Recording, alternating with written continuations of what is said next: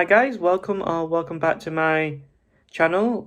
Today I'm going to be doing a review of the Apple Watch Series 6, and as you can see I've got here, it's the stainless steel in gold Milanese loop in the 44mm. And for those that didn't watch the unboxing of this watch, you'll be able to watch it via the link in the description, or it'll be somewhere up here in the cards. I'm not sure which side it's on. I think it's this one. So without any further ado, let's get on with the review. Okay guys, the first thing that you should know about this watch is that not many new features were added in comparison to the Apple Watch Series 5 or the Series 4 for that matter, because the Series 4 was the one that got the new redesign. So really the only new feature that they implemented into this watch was a blood oxygen monitor. And for those that don't need that particular feature, unless they really want this watch, I can't recommend it for that feature alone. So what else do I think of the watch? Well,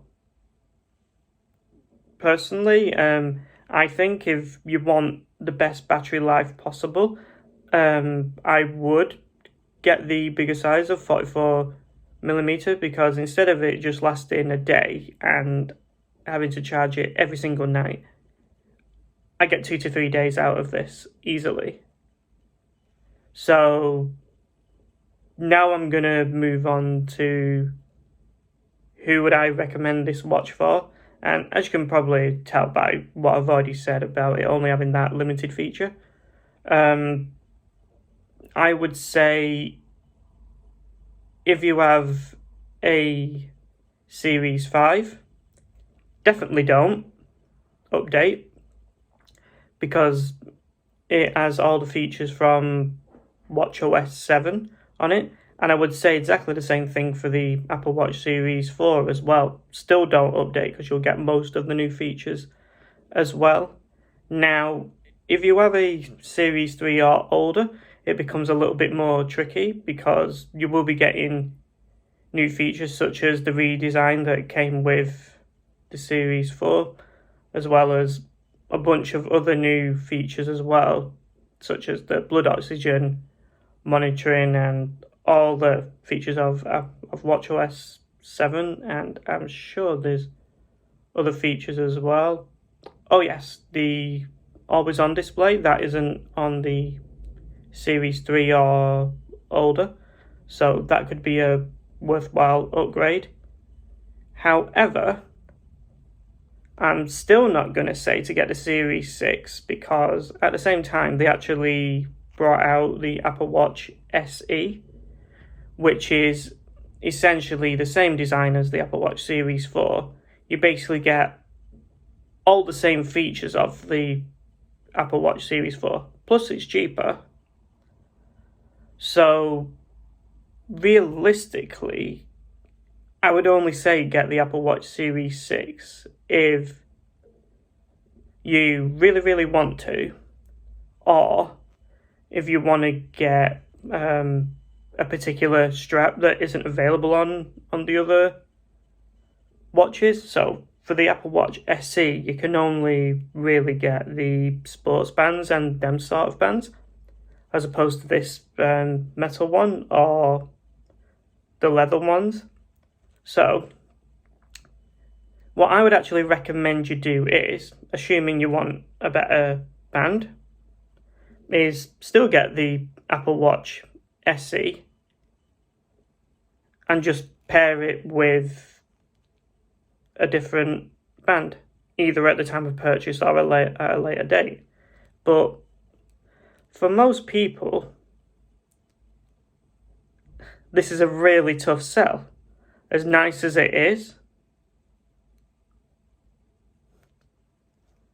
I say don't get it.